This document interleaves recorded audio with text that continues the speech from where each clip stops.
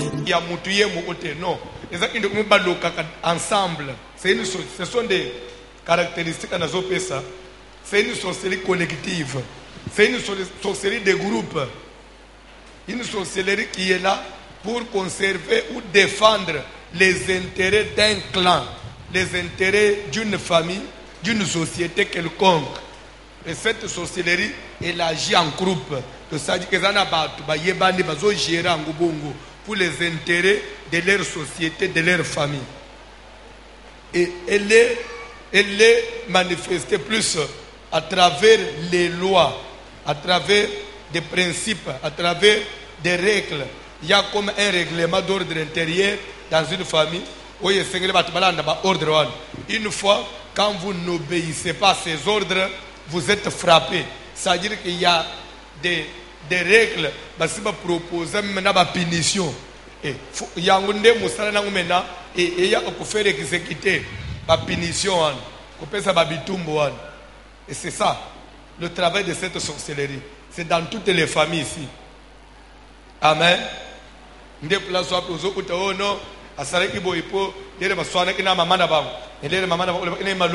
ça, c'est la sorcellerie. Elle est partout, dans toutes les familles ici. Même maintenant, la famille Nebinoan, au monde comme Mutuazana Ngote, Bazali. Bazali, ils sont partout. Alors, na Kotala Boye, c'est comme si Yangwe Lia Kabatute, mais Lia Kamakas. Ils ont lia selon la loi. Ils ont lia d'après la loi. Ils ont dit, il y a un peu de temps, il y a un peu de temps, il y a un peu de temps, et c'est le sacrifice. Pour ne bouki mi beko. Pour ne nin. Pour baoui batika liba banga mi beko à famille. C'est ça. Au rôle de conserver des intérêts. Et faire aussi obéir na bateau. Bateau sa mi beko. C'est ça. C'est ça cette sorcellerie là. C'est clair? C'est clair? C'est dans cette sorcellerie là. Alors, nettoyer comme on a, point est belé. La sorcellerie de conservation étant un hôtel, il n'y a pas d'hôtel sans sacrifice. Là où il y a un hôtel, on fait des sacrifices. Alors, ces sacrifices-là, il y a déjà des concessions que cette sorcellerie et c'est ça là, et cette hypothèque va vie à battre, et cette kaba va intérêt à battre, et kanga va mariage. C'est sur ce point-là que là où il y a déjà ça là, hypothèque. Là, déjà quelque chose. Pour revenir dans l'ordre, il faut le rachat. C'est comme ça que tu ouvres le chapitre et le rachat. Puisque nous croyons, puisque nous acceptons que la sorcellerie de conservation est un hôtel, et que là où il y a un hôtel, il y a des sacrifices. Alors nous, déjà avec cette logique-là, je comprends que dans ma famille, il y a des sacrifices. C'est pourquoi je dois commencer à faire des rachats. C'est pour me racheter par rapport à la condamnation. C'est le premier point. La société de conservation. Le deuxième point, c'est le totem. Totem, tu définis ce qui est années. Totem, ce sont des symboles. Amen. Ce sont des objets où ils vont servir. Ils vont servir comme des emblèmes protecteurs. Il y a clan, il y a ni, ils ont des objets qui ont protection dans une famille. Aux autres, ils sont dans la famille, ils sont tous les crocodiles. Donc, c'est exactement le thème. Et puis, la famille, ils sont tous les et pas en boîte, comme chez les Balouba. Il y a un problème. Ils sont tous les nyoka boité, tous les ambisi boité. Alors, on a un thème. C'est ça, obligé, c'est ça, symbole, emblème, il y a c'est protection. Na clan, c'est ça, alliance, pour défendre Abango, n'a pas problème. Amen. Na pesa kibino exemple, il y a famille, on a pas une église. C'est une famille. Baza, Équateur. Na moment guerre ya Afdel 96-97. Les Belges disent 96-97. Entre Afdel. Ndekwa kenda ki mwana na bango dans cette famille là. Mwana na bango mobile asala aba commerce ya est. Kenda kusoma bilo na est avec oteka. Alors il y a qui osale makiaza ikote aba isiro. Pa mboka yo asala ki etombe na maboko Afdel. Akomi ko couper na bato akoto. Lera bengi isokoto mboke village etombe na bilo je ne sais pas kobima. Usala de ni papa na bango bisiye petit problème fanda na yo tozolongola yo wana. O iso toza bangala toza ana totema na biso nyama na biso ya defanda kabisa. Eza lion. Akosisa le kamuna yo. Physique donc na bu mutu boy. Mwana mbali alobi alali na ndako. Na marchandise na ye. Na place abande kulala asaka ngisa babilo na ye. Azolota na se ya pongi. Lion ayazo bana ika matana mukongo nangani. Tandoto. Amatina mukongo. Amatina babilo onenyoso bachena mukongo alio bakoli na enyoso. Après lion amemiyeti abimisiye na isiro amemiye kota Équateur. L'état zo stuka zo sirsauter na pongi atala boy. Azokuteka zana nda kwalala ite. Oh. Nalala kinanda kuna isiro na zawapi. Alafu anatoka bimalibanda tuniba na zawapi ozana lisala. Na Équateur na bilo kuna enyoso. Alali na isiro na bilo alamu ina lisala. Kande nga lota wana lion pa memia déplacer na bu mutu boy. Abengi papa na bango papa na komina lisala ndenge papa liboke kasi zo bato zongao na biko lion aussi seri amuna yo so yebisanga famille ya bo ka opo yene église baloke lo ba 3 fois na yambi Yesu mbala moko nouvelle créature point de condamnation pour ceux qui sont en Christ atayomo ce sont des aventures. Il on peut nommer comme il diminuer. Ils ont ba maté ba pasteur na ba télévision. Le ba 30 fois naza délivré.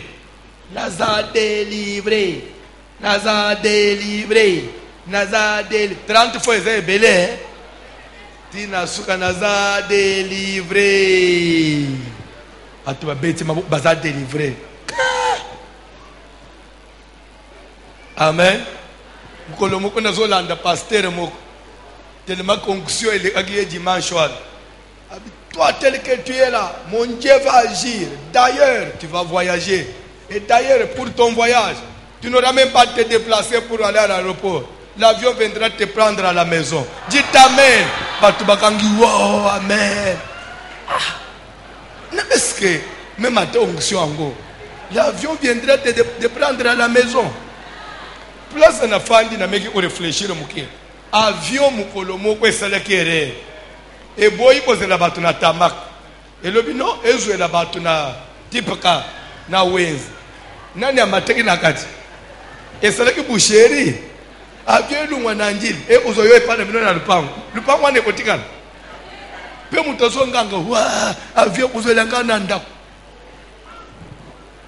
ok ngana ko prier avion uzoyo na ndako ekiteli kolona ndako na bino ezoyo o matoke ne poto po yo okenda na njili te po zana konjima. Ce sont des aventures.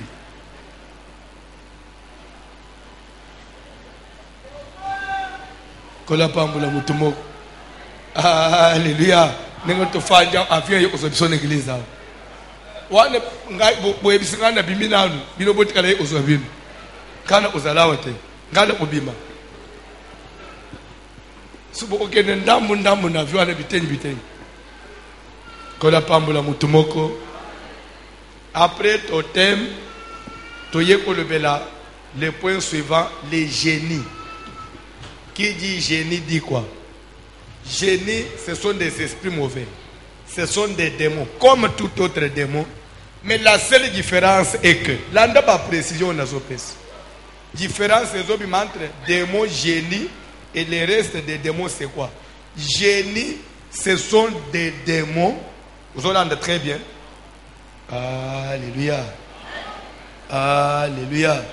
ezali genre ya ba démon oyo bayaka quoi. Donc des démons affectés dans un secteur, dans une famille, c'est-à-dire que eza net ba esprit moko ba détaché bango, sko ba affecté bango ba ominet na famille na bino, ba omi affecté net na secteur moko na bisika moko bien localisé.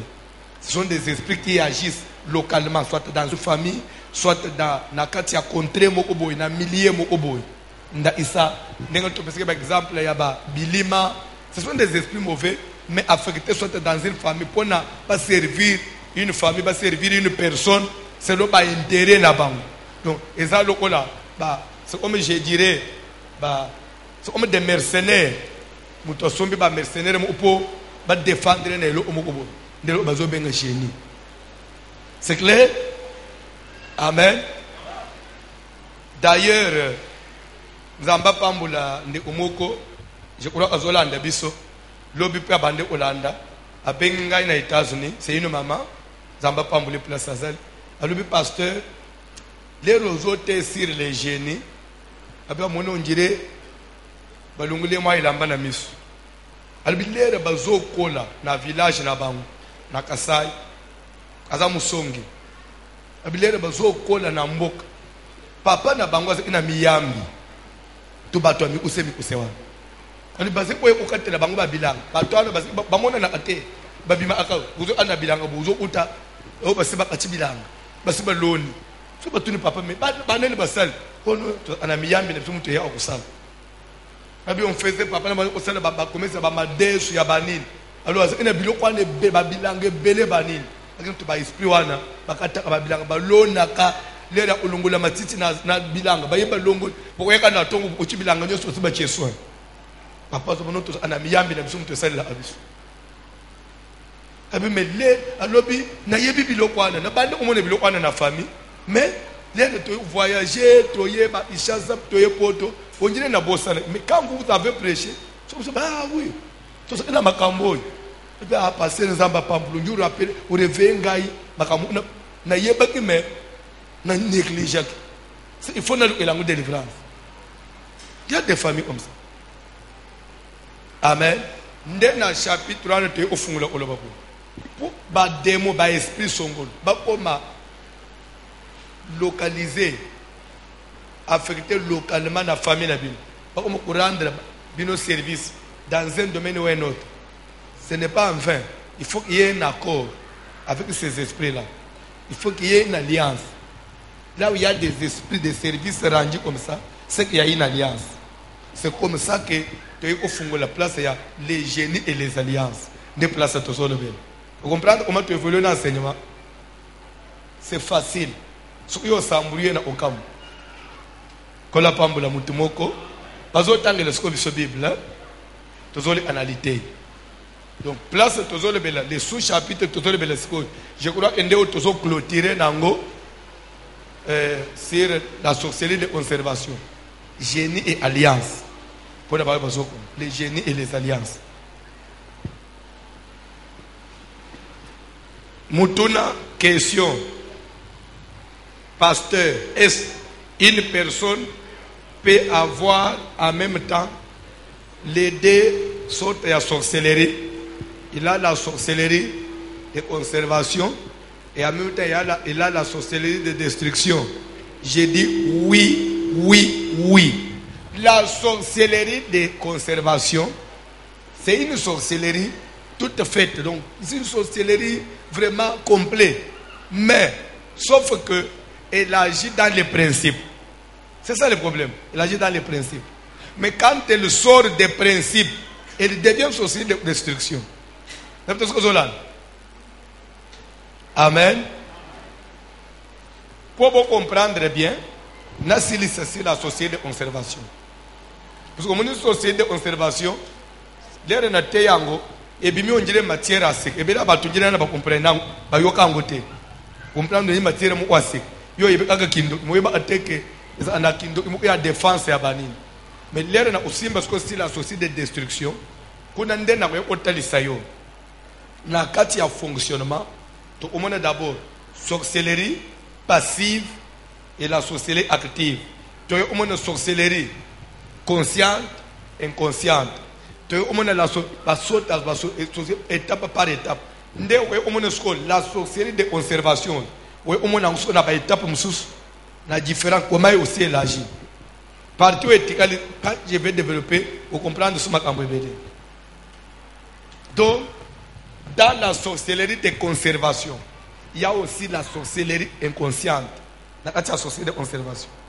Et ça, il y a la conservation, il y a la mikolo, il y a nango, mais il y a consciente, il y a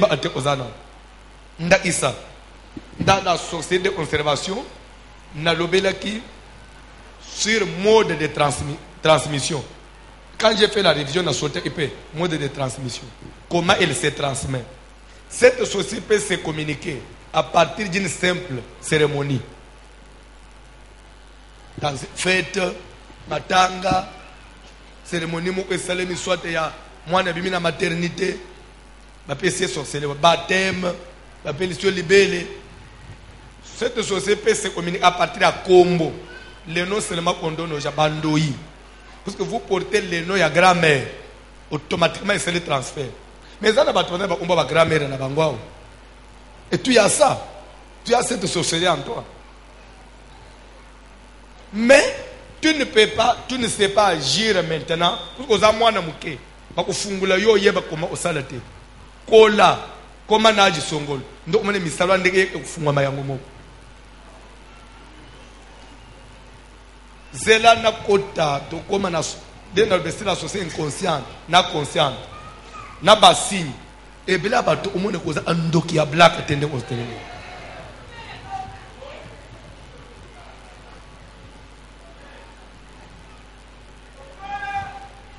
ndeo komone ke le na koma suna poya sorcellerie de par condamnation. C'est une forme aussi de la sorcellerie. C'est une société qui appelle ça kana moto.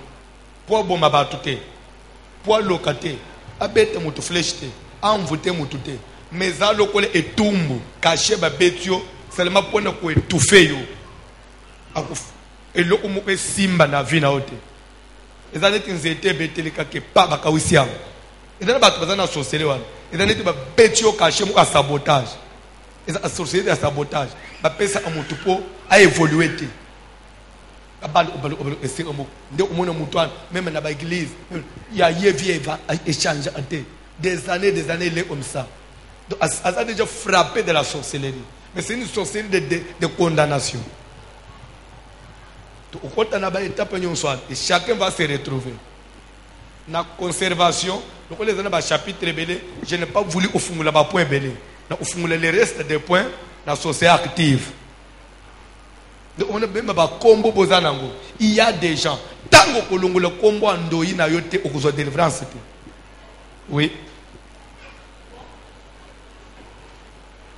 Je donnerai le verset. Pesa na batu bafanyi de son église akomona nzambete poza anondoki. Tu viens venir nous accompagner.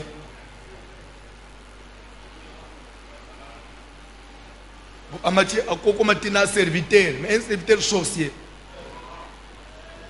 Quand il impose les mains aux gens, ils ont maudit les bâtons. Via bâton, ils ont kokaouka.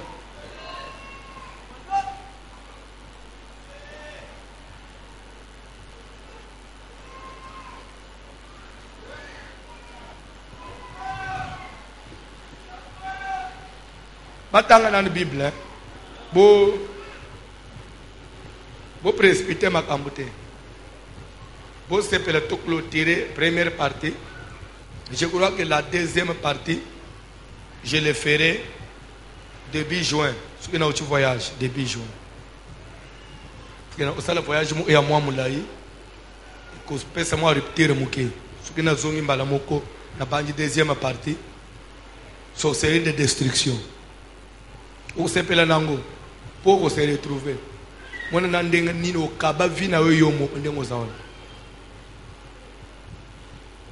Genèse chapitre 17, verset 7.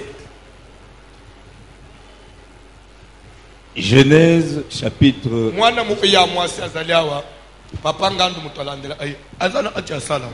Elle a 16 ans. Mais c'est une grande développeur au Nimata. Elle me dit, pasteur, nakamwaka. Tante na biso nyokola angai ko finga nga ndoki. Soki na le même azoli na le pembeni. Azoli ka pembeni wa mfute biloko na ngai. Azoli nyokola nga po nga kindo inangai yebani na famille. Mais tante wana namona ka yena buto na kindoki. Mi azo finga nga mikolo nyonso. Mina butu to za na yekuna. Nazotala le finga na telebo na ko bimisa makambo awo. Mena nyingisa ka mutu lokola tozana mibeko. Si mutu yemu ami dévoiler te ko dévoiler yete. Na tra atante na nyingisa mutu na yo. Abia lingi prière à tantone. Abia sambela kawo.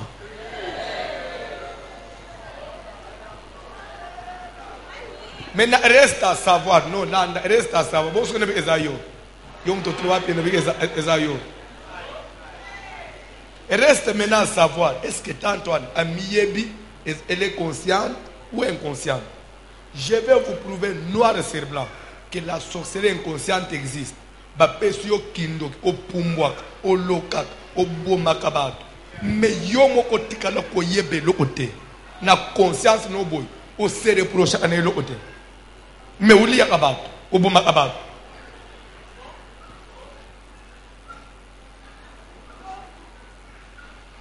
Hein? C'est vrai? C'est vrai. Et ça m'a dit, Nzamba fungule langa salanga grâce à ma casse. Na ko développant, na ko penso ba verset et tu seras convaincu. Mais quand je vais entrer dans les signes, comment quelqu'un peut se découvrir? Et belé ba ko lela. Na tay quand on a 2006 et bouger à ma casse. Ça ba to balela abali quand même la repentance. Pe belé ba vina bangwe fungwama. Yo so monte belé ba to bazo mena l'église.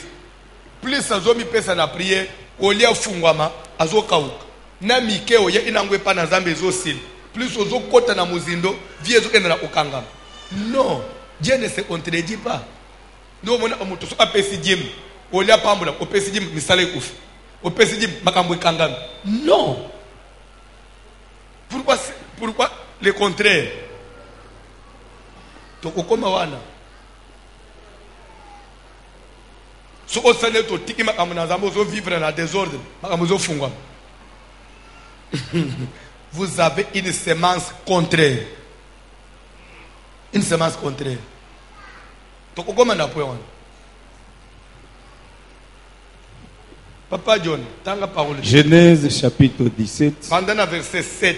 À partir du verset 7, nous lisons au nom de Jésus les de Nazareth. génies et les alliances. Toké.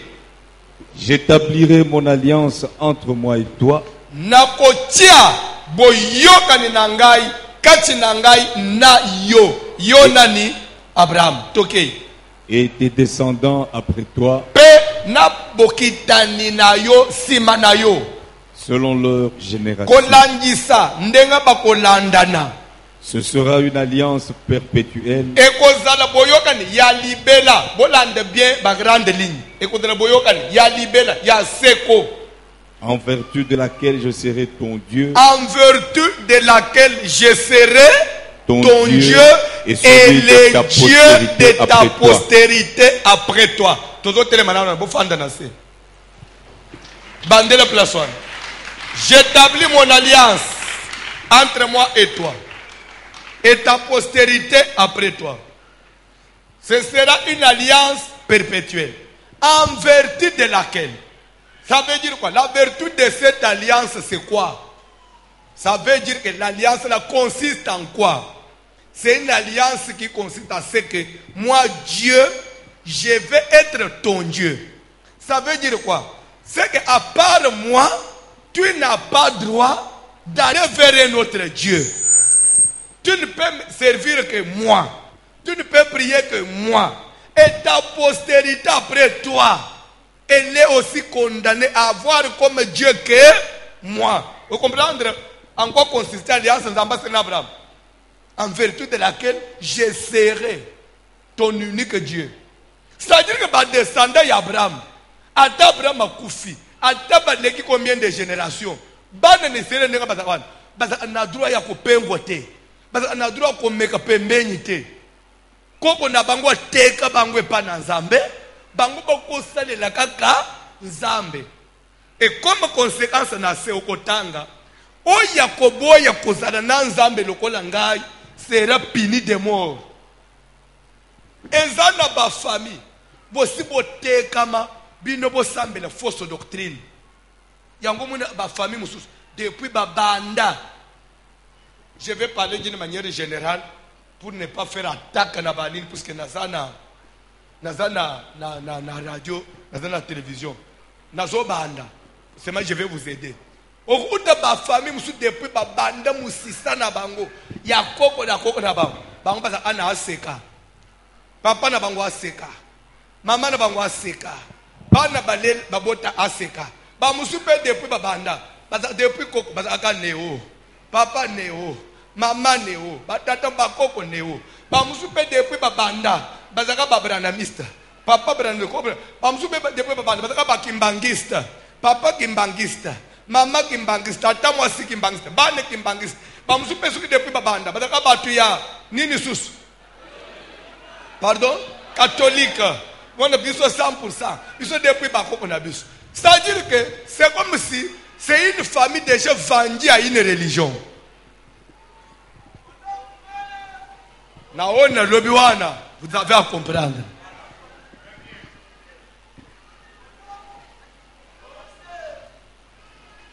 Non, les choses ne doivent pas marcher comme ça. Bible doit saluer les individuels. Je ne suis pas condamné dans la religion à papa et à maman, si tout ce qui est clair dans la côté. Mais les ambassadeurs d'Abraham, sors de la maison de ton père, sors de ta patrie. Ça veut dire quoi? Sors même de la religion de ton père. Si la religion de mon père n'est pas claire, Genèse 12. Genèse 12.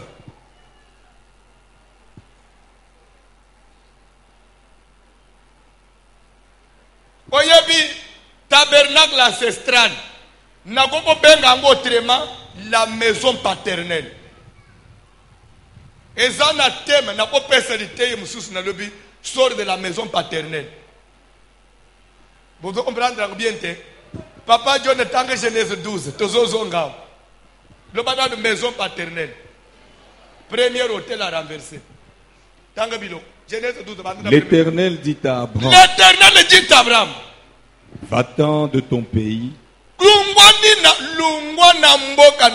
de ta patrie, et de la maison de ton père, dans le pays que je te montrerai.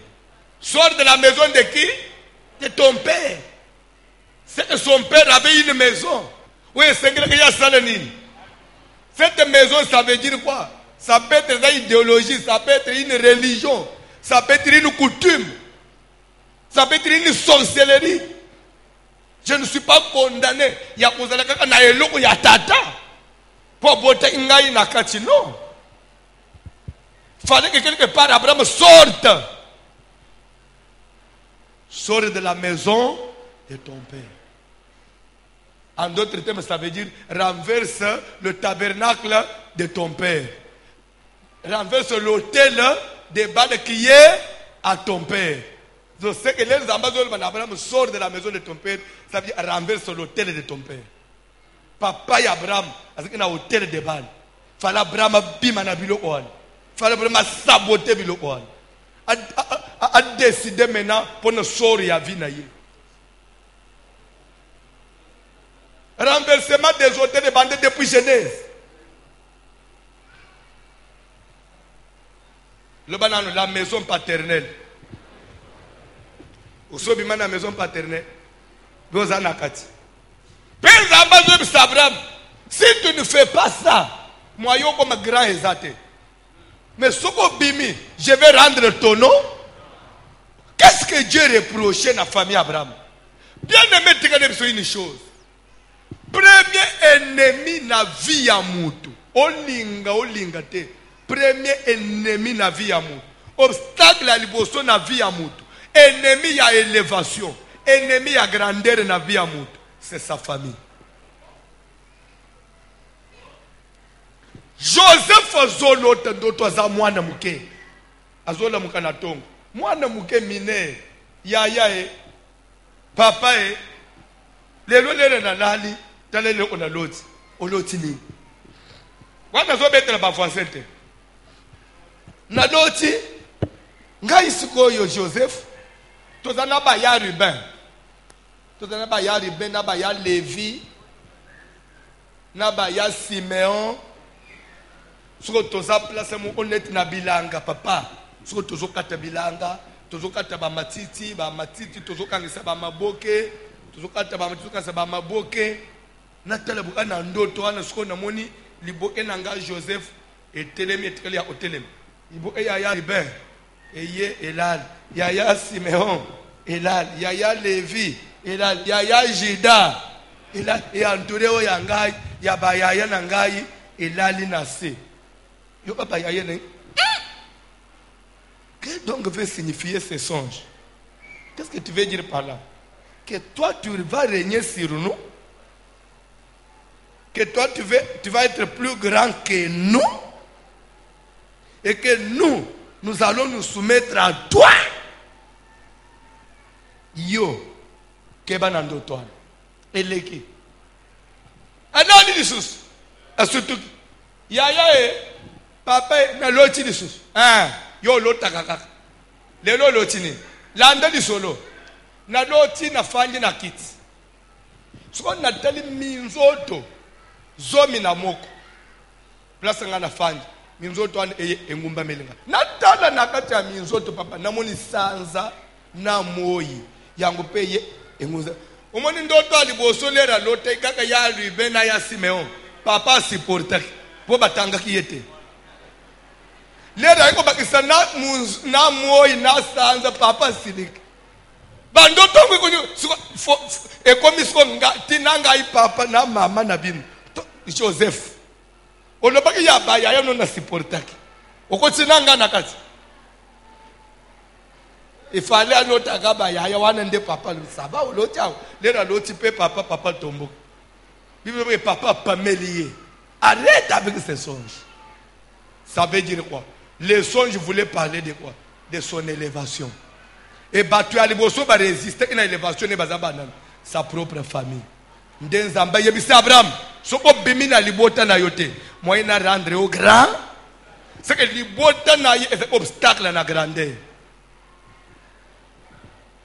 Ennemi à élévation ya muti Aliboso zanen.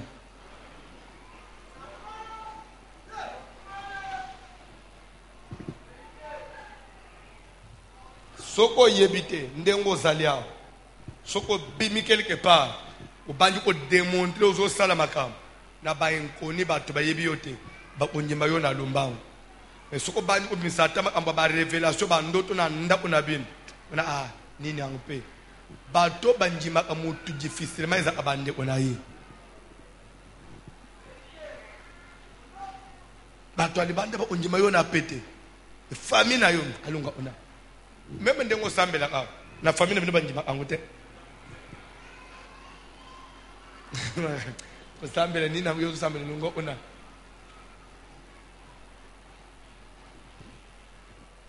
que la pambola mutumoko la maison paternelle papa John Tangabi je vais établir mon alliance avec toi. OK.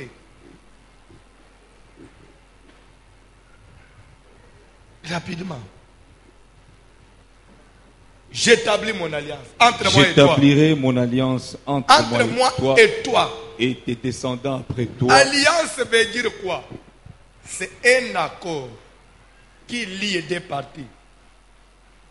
C'est un accord qui lie deux parties.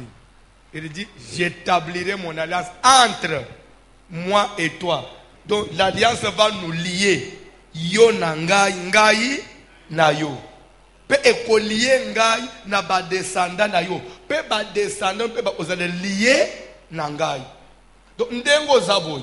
Olinga to ozali lié na ba alliance nyo sur famille na yo.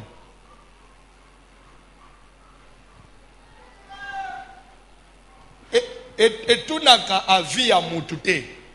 Dès que vous avez déjà, vous avez lié na yango. Et tu connais une chose. Ça, c'est la loi de l'esprit. C'est la loi de l'esprit. La Bible dit ceci en Romains. Tous sont péchés et sont privés de la gloire. Tous sont péchés. Comment ça? Ça veut dire que par rapport à tous son péché, même moi,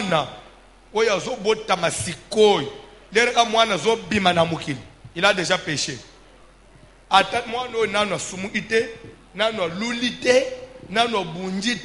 Déjà ça péché. Mais ça péché comment? Parce que Adam. Et pas seulement ça péché. Pas seulement ça reconnu comme péché. Azapé condamné, Yacobig et Tumbu y a péché, ça veut dire tous son péché sont privés de la gloire. Moi, Nana Obota Maza déjà privé de la gloire de Dieu. Pourquoi? Parce que ça reconnu comme péché. Mais ça reconnu comme péché comment? À travers les sumu ya mutu ya liboso, wazako ya batunyos. Bon, monsieur, il sumu ya Adam, à ça dans le jardin d'Éden.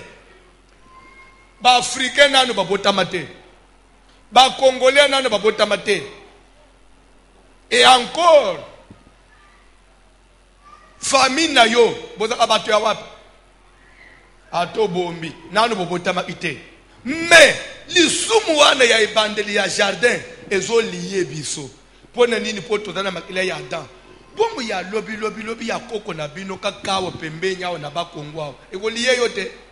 Ya jardin de kuto ebi koteza na ezo liye biso. Ya pembeni ya kasa yao, eko liye yote.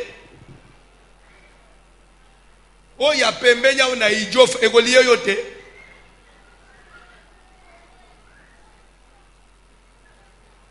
Namuni bafani kalma.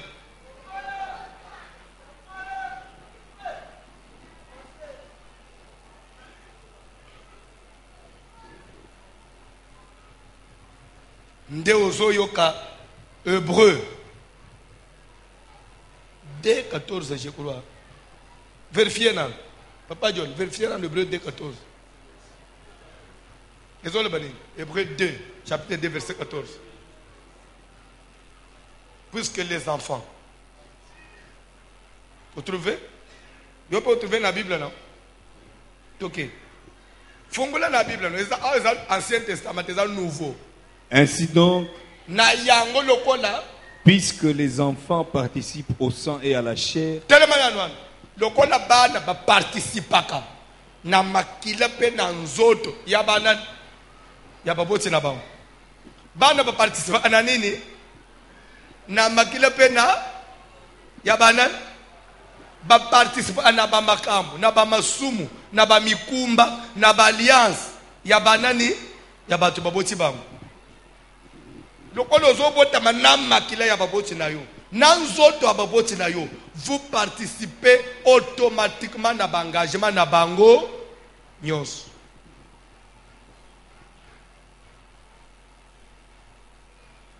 Hébreu, toujours hébreu. Ozobanda na verset 5 tozokita. Mais mama ya likambo eza na verset 9. Tobandi na verset 5. Papa John, tokende malembe. Makambo fanda. Toke papa. Ceux des fils de Lévi qui exercent le sacerdoce. Bozolanda. Awo Paul a expliqué bien. Quand on dit les fils de Lévi, ça veut dire quoi? Les Lévites. Vous comprenez? Jacob a dit que boni 12. Amen. Vous avez représenté les 12 tribus. Jacob a dit 12. Na moko ya mwasi Gina, ce qui faisait 13. Mais comme atanga kamwana mwasi na kati ya lignete, atanga ikaka bana mibali 12. We salut. Mwana ya misatu kombo na ye Levi. Mwana ya nani kaka ya Leya kaka. Lere Leya aboti mwana ya liboso. Ruben apesi kombo. Ruben, ce qui veut dire l'Éternel a vu mon humiliation. Nde apesi ngai mwana oyo peut-être à travers moi oyo mobala opesanga pe valeur pour mobala linga yete. Il va la force. Nde apesi kombo Ruben, ce qui veut dire humilié. lokolo kombo elandaka nde papa na Genèse 49 aya ko humilier Ruben na misu ya baleki nyonso et pourtant yaza iyaya abimisa bulumbu a Ruben amojisa ye boso baleki a humilier ye a lungula place ya yaya akitisa ye humilier aye obota mwana ya mibale Siméon albi le trafic que je n'étais pas aimé aye obota mwana ya misat Lévi qui veut dire amen, mon mari s'attachera cette fois-ci à moi parce que je lui ai enfanté 3 fils successivement. Nabotele bana ya mibali misatu balandani. Lokole mibali balinga bana mibali.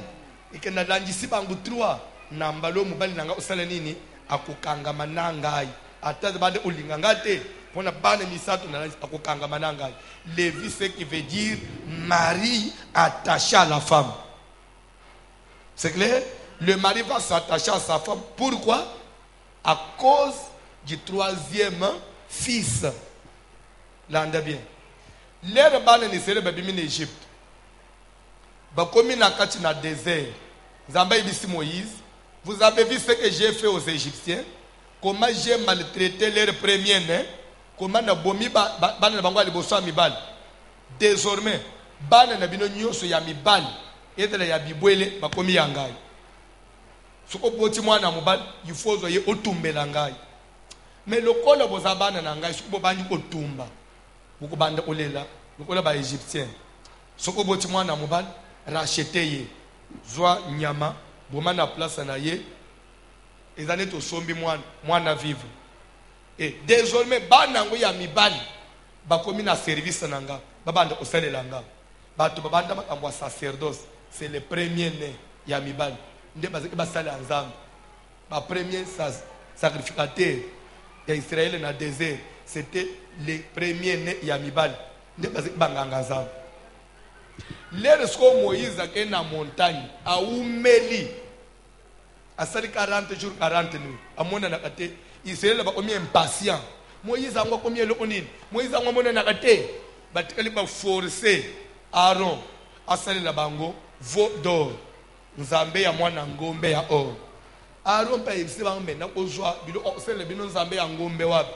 Alors, boye bisabasi na bino balungole bilo onyoso ya matoyi ya or, ba médaille, ba chaînette, ba gourmet, bilo onyoso bazango ya or ba pesa ngai. Nde balungola ba bijoux nyonso ba pesi Aaron. Aaron zwi bijoux na chena moule. Anyingisi yango, ayandukisi yango ezongi liquide. Nde suko ya ye ko fabriquer veau d'or, nda amatiache. Voici votre Dieu qui vous a fait sortir de l'Égypte. Raison pour laquelle Paul Aloba, moi c'est là te bijouter. Pour bijou et ça et comme Nzambe na désert. Ce que tu as na Aaron, tu es na mukanda ya ba juge. Quelque part aussi na Gédéon. Gédéon peut senga kana basi ya ba Israël ya ba Yuda balungula biloko amatoyi balungula ba gourmet basala pe nzambe pe basala pe monument et monument na bato omako ko sambela ko se prostituer, c'est-à-dire ko se prostituer veut dire ba ko adorer ango batiki nzambe. 2 fois na Bible bijou et sala nzambe.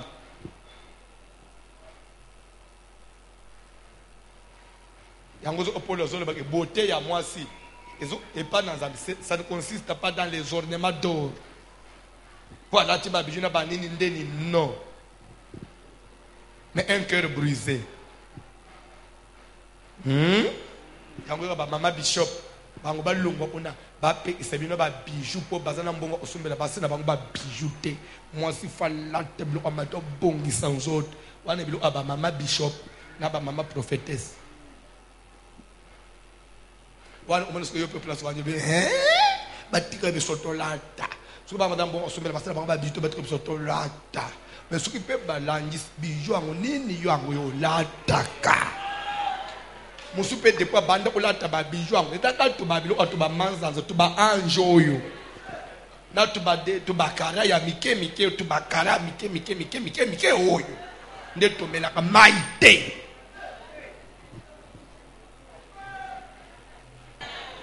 Kola pambule yo tozo mata.